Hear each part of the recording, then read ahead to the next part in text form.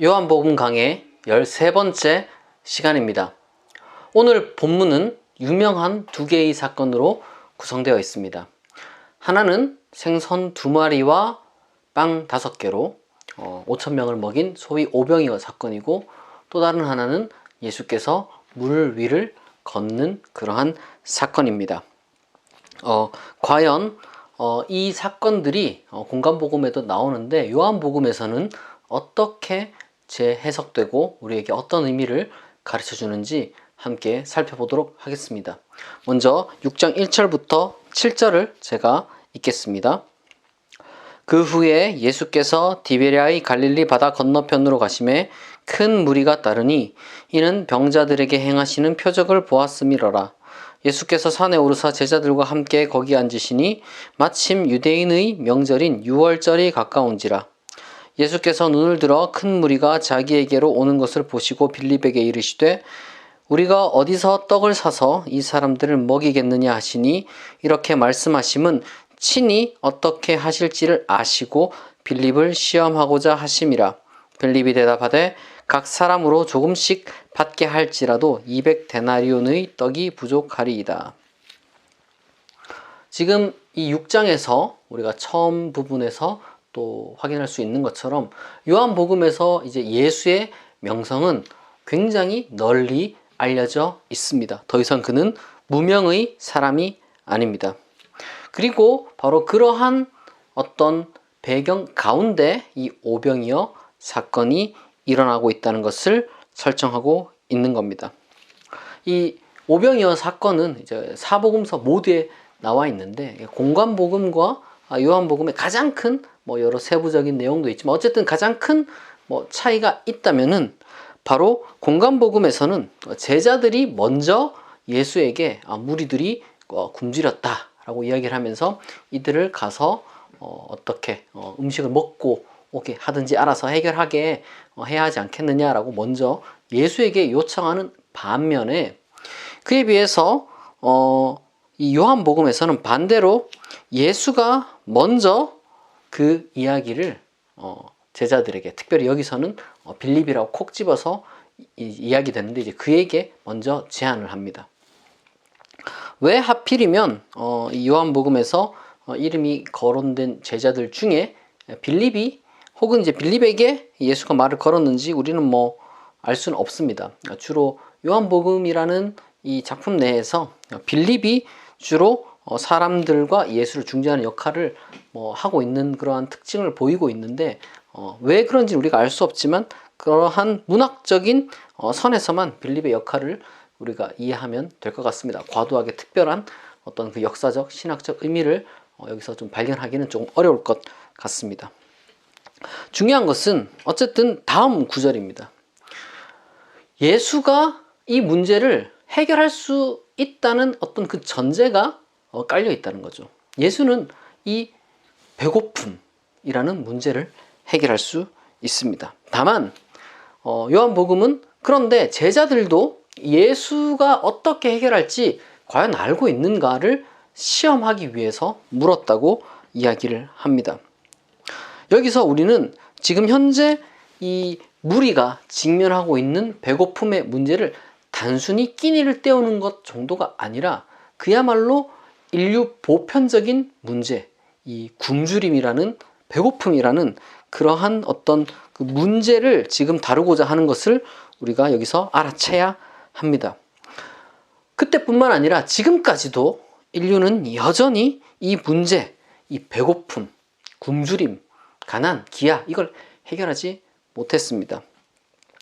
물론 이제 역사적으로 우리가 쭉 살펴보면은 분명히 절대 빈곤은 많이 줄어들었습니다.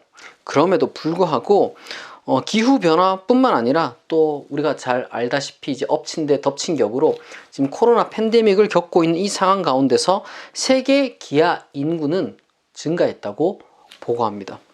UN 식량 농업 기구를 보면은 세계 식량 위기와 영양 불균형 현황 2020 보고서에서 세계 기아 인구가 2019년 6억 9천만 명에서 2020년에는 1억 3천여 명이 증가해서 1억 3천만여 명이 증가해서 현재 8억 1천만 명에 이른 것으로 추계된다. 있다고 밝혔습니다. 사실 이렇게 이제 현대의 기술이 있건 없건 여전히 인류는 이 배고픔의 문제를 해결하지 못했습니다. 그건 이유가 있어요.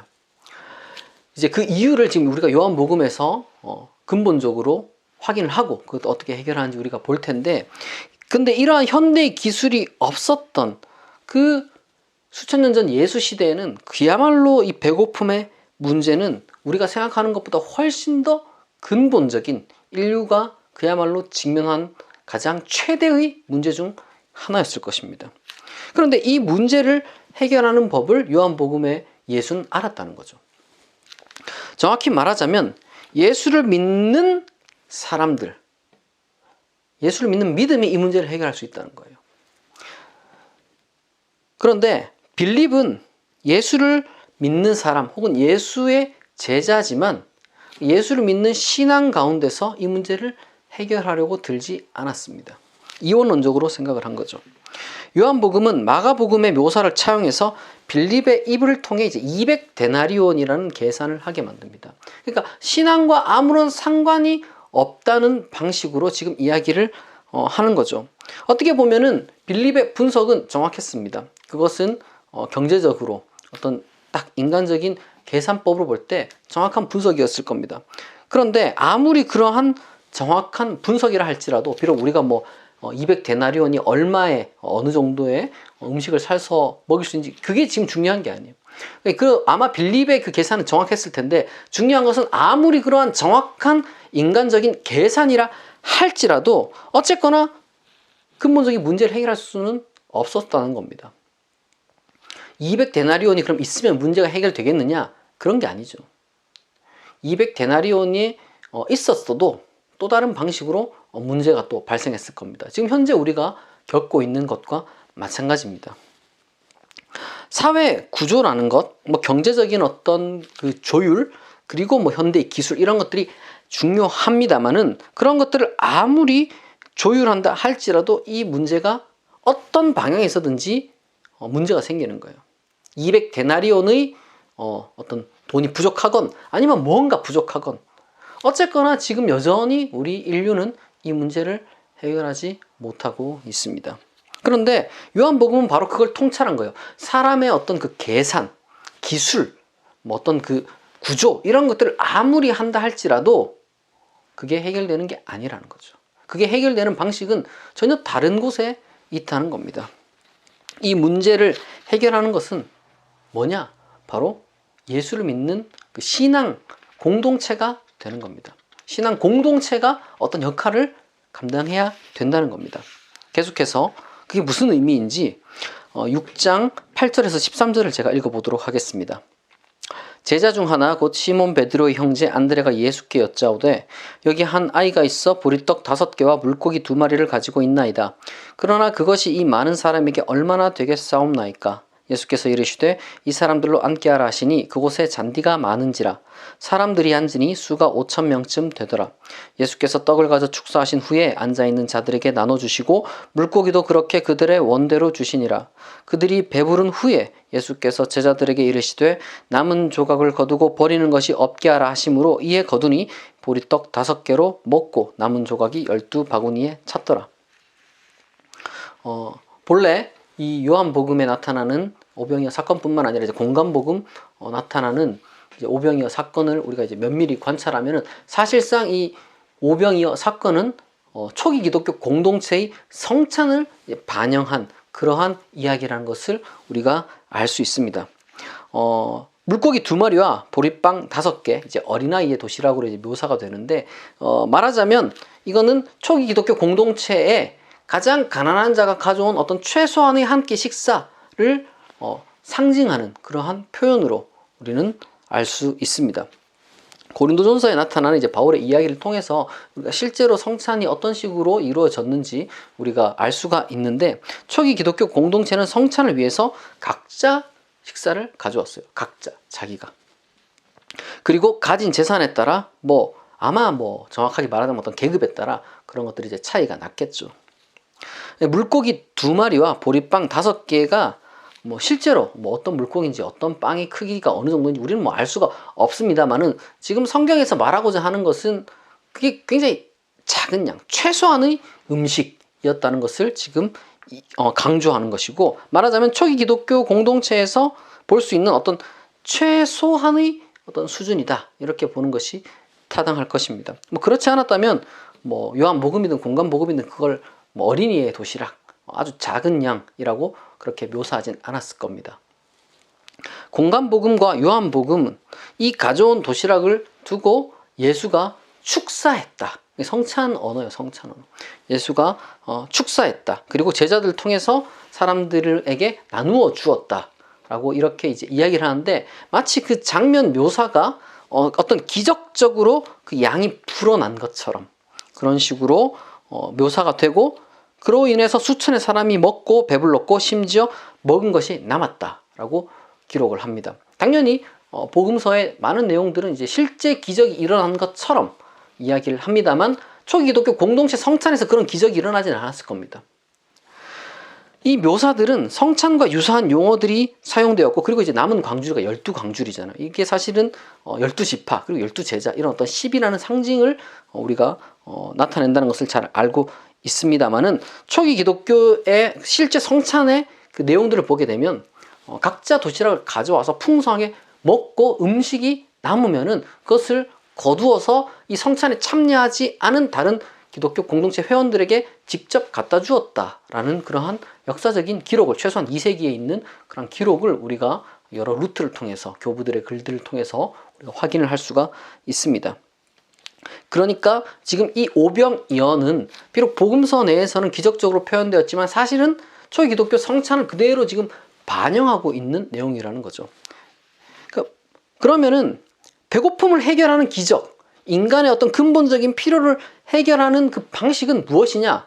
현대 기술도 중요하고 어떤 경제 논리도 중요하고 어떤 구조적인 그런 분배의 그런 논리도 중요하지만, 가장 근본적으로 중요한 것은 무엇이냐? 바로 그리스도 안에서 함께 먹는 그러한 공동체를 만드는 거래요.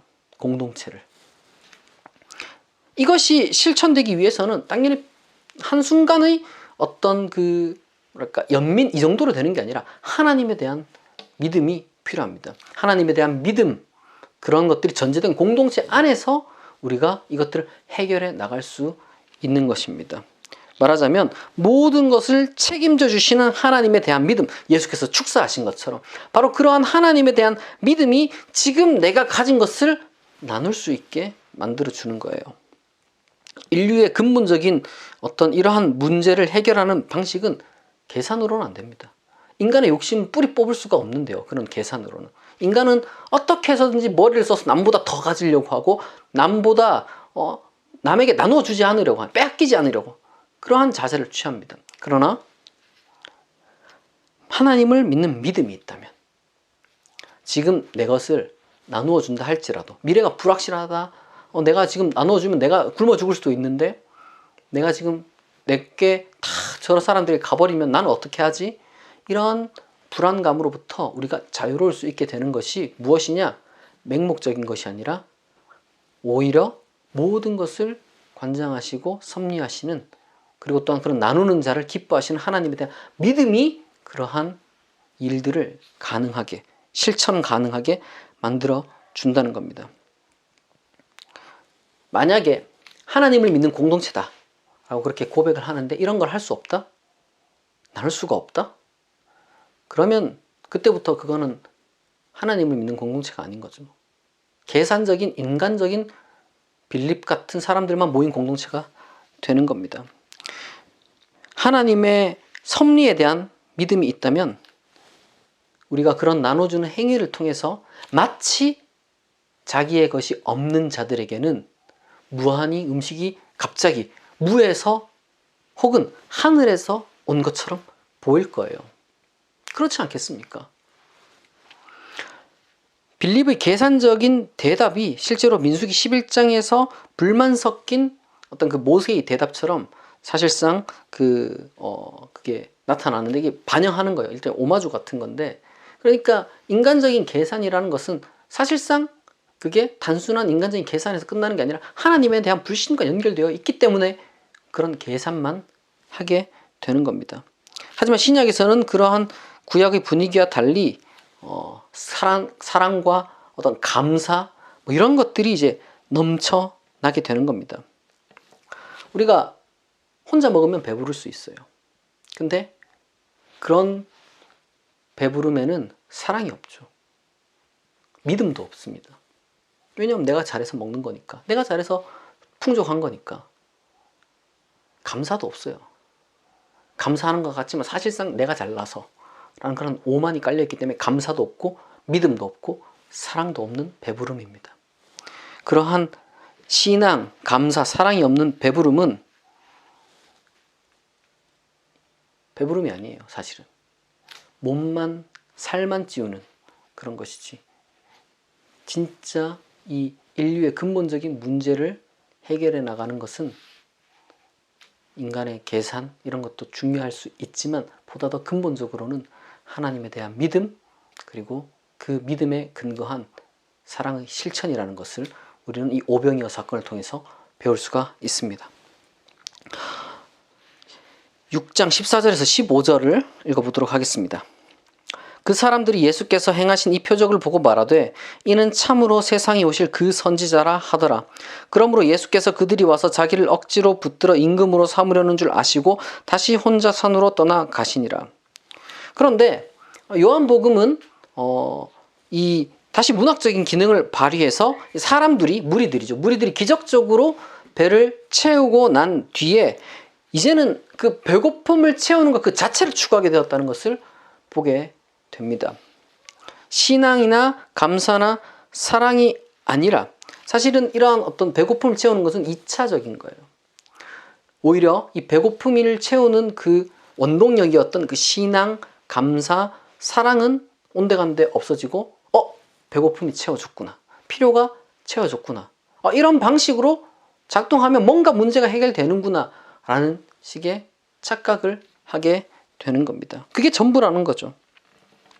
지금 이들이 말한 그 선지자라는 그런 이 표현은 제가 이미 앞서 요한복음 강의에서 말씀드렸던 것처럼 그 신명기에서 말한 그 모세가 나와 같은 선지자라는 그 예언자를 지금 말하는 것이라고 볼 수 있겠습니다. 어쨌거나 만약에 교회 공동체가 어떤 신앙을 발휘해서 감사와 사랑 가운데 사람들에게 필요를 채워주고 어떤 그러한 문제들을 해결해 나가는 그런 놀라운 일을 해내 간다고 할 때 그럼에도 불구하고 그것이 마치 교회의 1차적인 혹은 근본적인 목적인 양 내지는 기능인 양 착각하면 안 되는 겁니다. 하나님은 혹은 요한복음에서 말하는 예수는 단순히 그런 일만을 위해 오신 게 아니라는 거예요. 배고픔을 채우는 그 과정 중에 우리가 신앙과 감사와 사랑을 배웠다면 사실 배가 좀 다시 고파져도 상관이 없어요. 그걸 배울 수만 있다면. 이 배고픔을 채우는 그 자체 그런 것만 추구하는 교회에 예수는 없다. 그런 교회에 예수는 머물고 싶어 하지 않는다.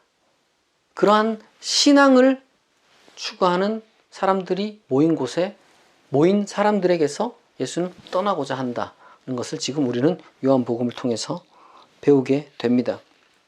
우리가 이것을 우리가 지금 현재 속하고 살아가고 있는 그런 기독교 교회 공동체 한국 교회를 향해서 우리가 한번 좀 비추어 보면은 과연 한국 교회는 예수가 머무르고 싶어하는 교회인가 아니면 떠나고 싶어하는 교회인가 우리가 한번 되돌아봐야 합니다. 한국 교회 건물도 화려하고 헌금도 많고 그리고 온갖 계층의 사람들이 모여서 그야말로 힘을 가진 그러한 교회도 있고 다른 한편으로는 그런 교회만 있는 건 아니죠. 다른 한편으로는 어떤 그 소신을 가진 어떤 그 목사들과 성도들이 모여가지고 또 작은 모임도 있어요. 큰 모임만 있는 게 아니라 작은 모임도 있습니다. 그런데 사실 크건 작건 그거보다 더 중요한 거는 예수가 있는지 돌아보는 것은 크니까 예수가 없다. 작으니까 예수가 있다.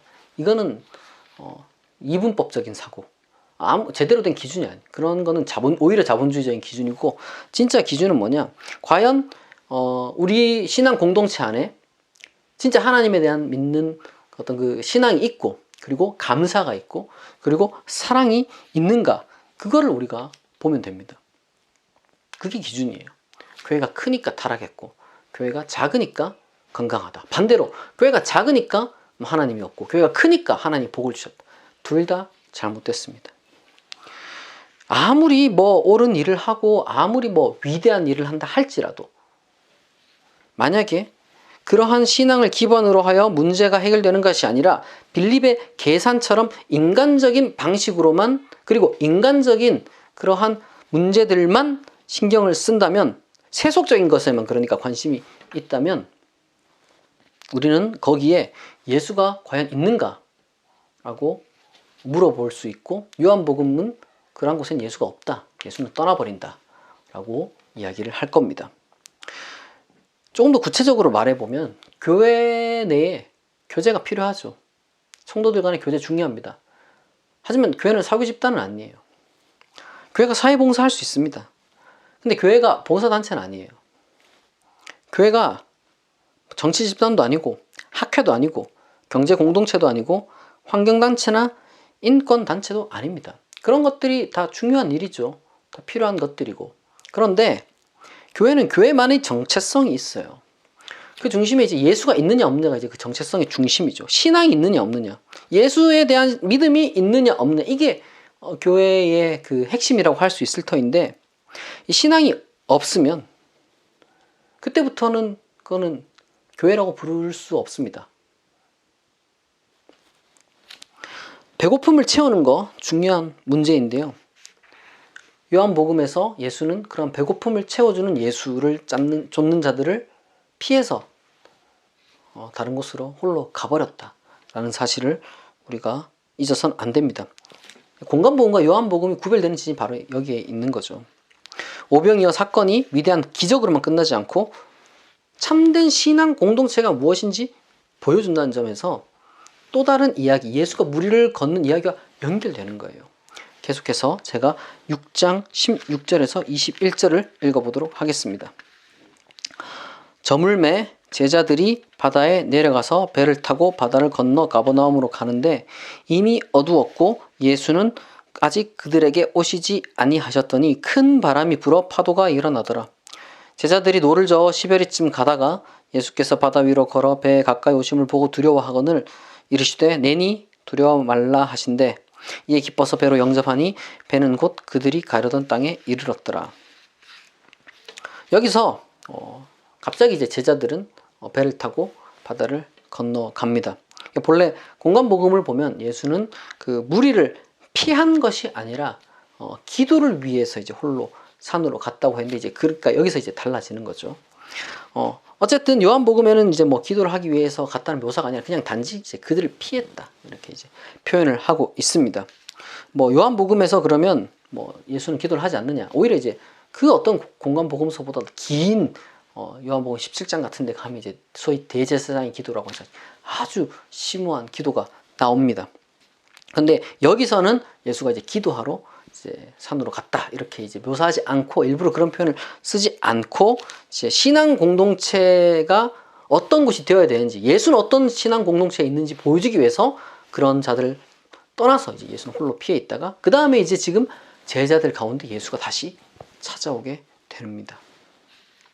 이제 바로 여기서 이제 예수가 물 위를 걷는 장면이 이제 등장하게 됩니다. 제자들이 바다 위에 이제 배를 타고 있는데 큰 파도로 인해서 이제 애를 쓰는 도중에 예수가 갑자기 거기서 이제 나타났어요. 걸어오는 거죠. 제자들은 예수가 바다 위로 걸어오는 것을 보고 두려워했다라고 말을 합니다.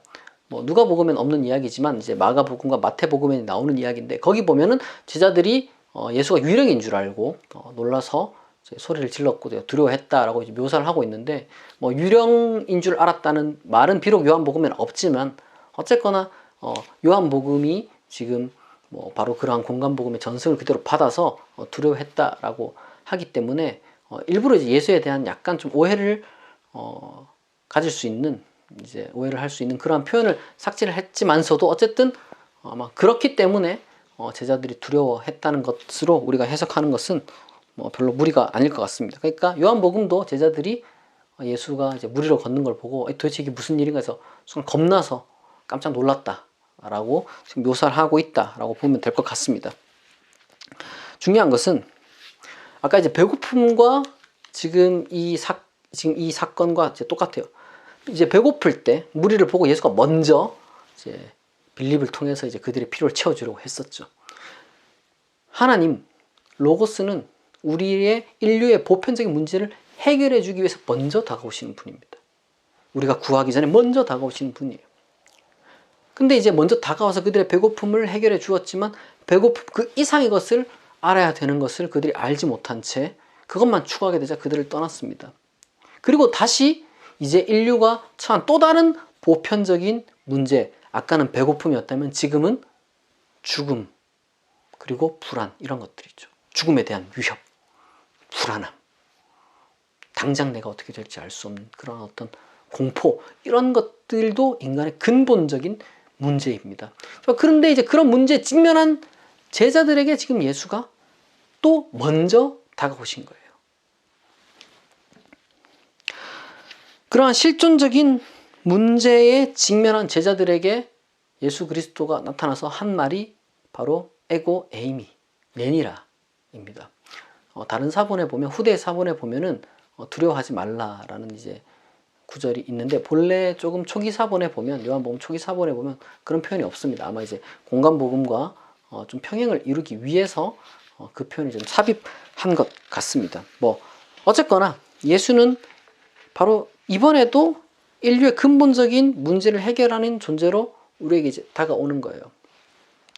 인간의 힘만으로는 아무리 노력한다 할지라도 죽음의 위협과 그것으로 인해서 발생하는 어떤 심리적인 불안, 이런 것들을 해결할 수가 없어요. 사람이라는 것이.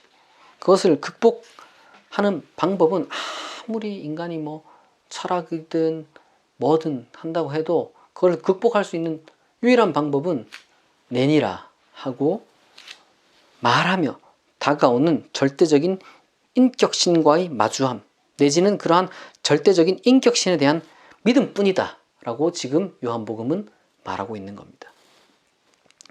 예수가 풍랑이는 물 위를 걸어와 내니라, 내지는 뭐 에고 에이미 라고 이렇게 이제 말을 건다는 것은, 또 한편으로는 인간은 아무리 절망적인 상황에 놓여 있다 할지라도 믿음을 가질 수 있다는 거예요.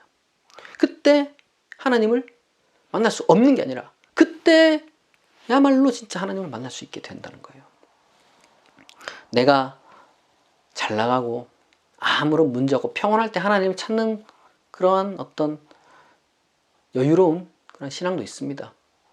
뭔가 내가 시간이 많고 마음이 안정될 때 뭐 성경도 읽고 기도도 하고 뭐 신학책도 읽어보고 뭐 성경도 읽고 뭐 그런 거죠. 근데 그게 아니라 진짜 내가 모진 상황에 처해 있을 때, 한 치 앞도 보이지 않을 때, 지금 당장 내 삶의 기반이 내가 어쩔 수 없는 일로 인해서 뒤집어져 버릴 것 같을 때, 그때 오히려 우리가 만나는 하나님은 정말 위로의 하나님이 되는 거예요. 사실 어떻게 보면은 모진풍파 겪지 않는 사람 없죠. 왜냐하면 사람이 처한 상황이라는 것 자체가 그렇기 때문에 그래요. 아무리 우리가 이제 발전된 그런 현대 문명에 살고 있다 할지라도 여전히 힘든 거는 뭐 해결되지 않죠. 우리가 뭐 겉으로 이제 아무런 문제가 없는 것처럼 그렇게 이제 나를 꾸미고 스스로 자꾸 이렇게 문화 속에서 우리를 이제 던져놔서 이제 아무런 문제가 없는 것처럼, 문제가 있다 할지라도 지금 아무런 문제가 없는 것인 양, 그런 식으로 이제 나를 속이고 남을 속이고 다 같이 그렇게 이제 기만적으로 살지만, 사실 한꺼풀만 이제 벗겨보면 모든 사람이 다 실존적으로 두려워하고 있고 겁내하고 있다는 것을 우리가 다 알고 있습니다. 어떤 사람들은 인간의 힘만으로도 충분히 죽음과 뭐 불안 이런 것들을 극복할 수 있다라고 속삭이지만, 그야말로 제가 볼 땐 그건 비현실적인 이야기 라고 생각을 합니다. 오히려 초월적인 존재자와의 마주함만이 인간의 한계인 죽음과 불안을 극복할 수 있게 만들어 줄 수 있습니다. 그런데 그 오병이어를 통해서, 그 사건을 통해서 배가 부른 무리들과, 그리고 지금 이 풍랑이는 배 한가운데 있는 제자들과 이 차이가 있다면, 제자들은 예수가 아무것도 하지 않아도 그저 그냥 예수가 다가온 그 사실만으로도 기뻐하고 그를 영접했다는 겁니다. 예수도 기꺼이 그들의 영접을 받아주었다는 것이죠. 그리고 궁극적으로 제자들은 그들이 가려던 땅에 이르렀다, 이렇게 이야기를 해줍니다.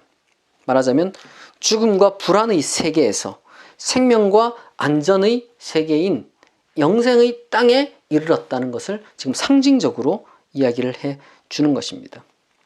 그처럼 참된 교회는, 참된 신앙 공동체는 절대적이고 초월적인 인격신에 대한 신앙을 갖습니다. 요한복음에 예수가 말한 그 내니라 하는 것이 에고 에이미, 이것이 이제 그야말로 인격적인 신의 계시라는 것을 우리가 잘 알고 있는 거죠. 출애굽기에 모세에게 나타나신 바로 그 나는 스스로 있는 자 아니라, 혹은 나는 나니라 라고 하는 그 표현이 바로 예수의 에고 에이미니까, 지금 인격신을 만나야지, 절대적이고 초월적인 그런 인격신을 만나야지만, 혹은 그에 대한 믿음을 가질 때만 우리가 비로소 안전할 수 있다. 죽음으로부터 우리가 어떤 겁을 먹지 않아도 된다. 이것을 확신할 수 있게 되는 거죠. 그러한 신앙을 가진 신앙 공동체는 어떤 상황에서도 궁극적으로는, 순간적으로는 당연히 인간이니까 이제 두려운 마음, 어떻게 하지 하는 불안한 마음 가질 수 있지만, 그럼에도 불구하고 그의 궁극적인 그 어떤 그 감정에 그 자리하고 있는 것은 그런 불안함이나 두려움이 아니라 기쁨입니다. 기쁨, 평안함입니다. 만약 우리가 평안함이 없다, 기쁨이 없다, 자꾸 상황만 바라보면서 불안해하고 겁내고 어떤 그런 마이너스한 감정만 가지고 있다, 그거는 우리가 아직까지 예수를 전적으로 이제 믿지 못하기 때문에, 하나님 전적으로 믿지 못하기 때문일 수도 있습니다. 우리가 인류의 문제를 극복하는 그러한 신앙을 가지는 공동체가 되어야 합니다. 그게 교회예요. 교회는 다른 게 아니라 바로 그러한 하나님을 믿는 믿음 안에서 우리 스스로가 감사하고 또한 사랑을 실천할 수 있는 그러한 게 이제 공동체 교회입니다. 여러분들이 그러한 어떤 인류의 문제를 궁극적으로 지상에서, 그리고 또한 언젠가 하나님이 완성해 줄 그런 어떤 그 영생의 그 사건을 우리가 이제 기대하면서 그러한 신앙을 우리에게 알려주신 하나님께 감사하며, 그리고 또한 내가 속한 교회 공동체를 그렇게 만들어갈 수 있기를 진심으로 축복합니다. 기도하겠습니다. 자비하신 하나님, 인간적인 계산으로는 턱없이 인간의 한계만을 볼 수밖에 없음을 정직하게 고백합니다. 교만하게 인간의 한계를 뛰어넘는다고 우리 스스로를 기만하지 않게 하시고, 신앙을 통하여 그러한 한계를 뛰어넘는 참된 하나님의 공동체를 만들어 살아가는 우리가 되게 하옵소서. 우리의 것을 기꺼이 믿음과 감사와 사랑으로 다른 사람과 나눌 수 있는 마음을 허락하시고, 또한 우리의 모든 두려움이 변하여 기쁨이 되게 하옵소서. 예수 그리스도의 이름으로 기도합니다. 아멘.